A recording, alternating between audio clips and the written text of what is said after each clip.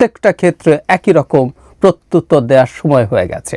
আসলে তাদের গায়ে আগুন ধরে গেছে, কারণ বাংলাদেশ এখন ভারতের সংখ্যালঘুদের নিরাপত্তার জন্য ভারত সরকারকে ব্যবস্থা নিতে বলছে।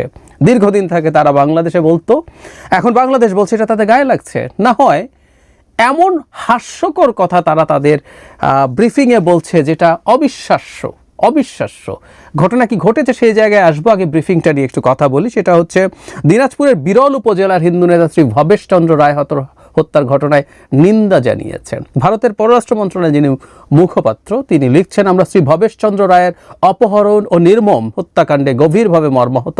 এর আগের ঘটনাগুলোর সঙ্গে জড়িত অপরাধীদেরও এখনও শাস্তি হয়নি, তারা অবাধে ঘুরে বেড়াচ্ছেন। তিনি বলছেন, আমরা এই ঘটনার তীব্র নিন্দা জানাই এবং আবারও বাংলাদেশের অন্তর্বর্তী সরকারকে স্মরণ করিয়ে দিতে চাই, হিন্দু সম্প্রদায় সহ সব সংখ্যালঘুর নিরাপত্তা নিশ্চিত করা তাদের দায়িত্ব। এখানে কোনো অজুহাত বা ভেদাভেদ করার সুযোগ নেই। একটা ফানি ব্যাপার আছে আবার এখানে, সেটাও যেটাকে ফানি বলছি, ভারতের মানে প্রধান বিরোধী দল কংগ্রেস এদিকে এই হত্যাকাণ্ডে নিন্দা জানিয়েছে ভারতের প্রধান বিরোধী দল কংগ্রেস। দলটির নেতা জয়রাম রমেশ এক্সে লিখেছেন, এই অপহরণ ও মর্মান্তিক মৃত্যু এই অঞ্চলে ধর্মীয় সংখ্যালঘুদের মধ্যে ক্রমবর্ধমান নিরাপত্তাহীনতার এক উদ্বেগজনক স্মারক।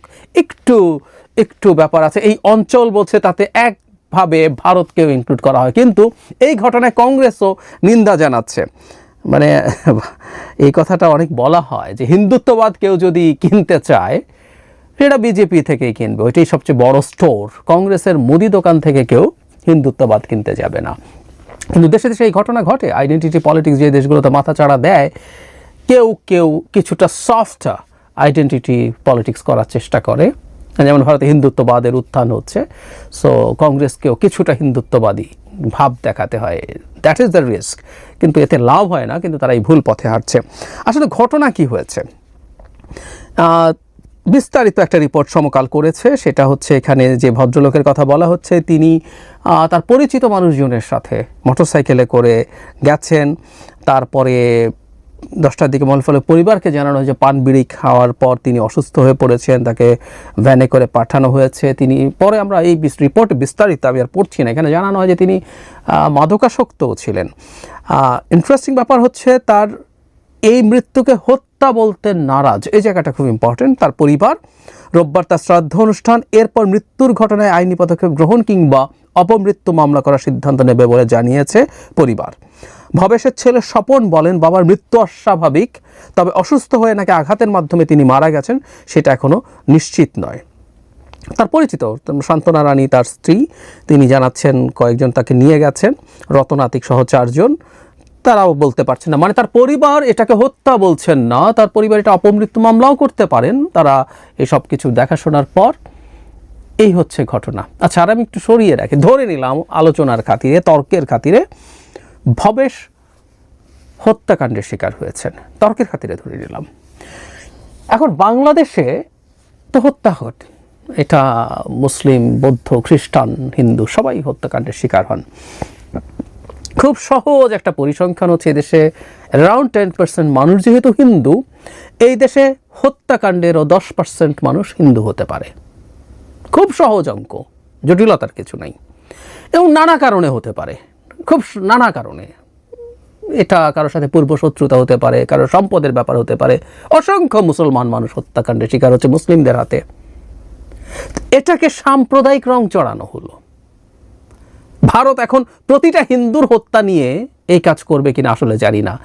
একটা দেশ কতটা স্টুপিড হয়ে উঠতে পারে ভারতের সাম্প্রতিক আচরণ দেখে বুঝছি। এই জন্য বলছি, বাংলাদেশেও এখন ভারতের কোথায় কোথায় কোন মুসলিম হত্যাকাণ্ডের শিকার হয়েছে সেগুলো ধরে ধরে স্টেটমেন্ট দেওয়া দরকার যে ভারত এই যে দেখো মুসলমান হত্যা করেছে, এটার ব্যাপারে ভারত কোনো ব্যবস্থা নিচ্ছে না, ভারতকে সতর্ক বার্তা দিতে হবে। এই করব আমরা, এই শুরু হবে এখন। অবশ্য ভারতে বিজেপি সরকার থাকলে, আর এখন কংগ্রেসও তার পেছনে পেছনে হাঁটা দিয়েছে, যদি তারা থাকে তাহলে তো মনে তাই করার কথা, তাই করা উচিত হবে। তারা আস্তে আস্তে তো সেদিকেই নিয়ে যাচ্ছেন সব কিছুকে। একটা দেশে কখনো কখনো কোনো কারণে, যেমন বাংলাদেশ সরকার ভারতের কোন বিষয়কে ইন্ডিকেট করেছে, যেখানে টার্গেটেডভাবে একটা রায়টের পরিস্থিতি তৈরি হয়েছে, যেখানে মুসলিম হওয়ার কারণে, কারণ ওখানে ওয়াকফ আইন নিয়ে ফাইট করছে মুসলিমরা, সেখানে সেটাকে কেন্দ্র করে মুসলিম হওয়ার কারণে তাদের উপর আক্রমণ হয়েছে, একটা কমিউনাল ভায়োলেন্স হয়েছে। এর আগে যখন সিটিজেনশিপ অ্যামেন্ডমেন্ট অ্যাক্ট হয়েছিল তখনও দিল্লিতে যে দাঙ্গার মতো পরিস্থিতি হয়েছিল, বহু মুসলিম হত্যাকাণ্ডের শিকার হয়েছে, সেখানেও তারা হত্যাকাণ্ডের শিকার হয়েছিল শুধুমাত্র মুসলিম বলে। এগুলো প্রত্যেকটা জেনোসাইডাল এলিমেন্ট, সেটা একটা জিনিস। আর একজন মুসলিম খুন হচ্ছে না ভারতে, হচ্ছে, হিন্দুদের হাতেও খুন হচ্ছে, সবগুলো নিয়ে একই রকম আলাপ হচ্ছে। কিন্তু না, আলাপ তখন হয় যখন একজন মুসলিম তার বাড়িতে গরুর মাংস রাখার জন্য হত্যাকাণ্ডের শিকার হন, সেগুলো নিয়ে প্রশ্ন আছে। কিন্তু সব মুসলিমের হত্যাকাণ্ড নিয়েই কি বাংলাদেশ বা আর সব দেশ একইভাবে অ্যালার্মিং দেবে? দেয় না। বাংলাদেশে একজন হিন্দু হত্যাকাণ্ডেরও শিকার হতে পারেন, তিনি একটা পূজা কমিটির নেতাও হতে পারেন, উনি সেই জন্য তো হত্যাকাণ্ডের শিকার হন নাই, এমনকি তার পরিবার হত্যাকাণ্ড বলছেনও না, অথচ ভারত দাঁড়িয়ে গেছে। আমরা আসলে বুঝতে পারি ভারত আসলে সরকারের উপরে এই চাপগুলো ক্রমাগত দিয়ে যাবে, কারণ তাদের গায়ে আগুন ধরে গেছে বাংলাদেশ সরকার কেন তাদের সংখ্যালঘুদের ব্যাপারে মন্তব্য করলো।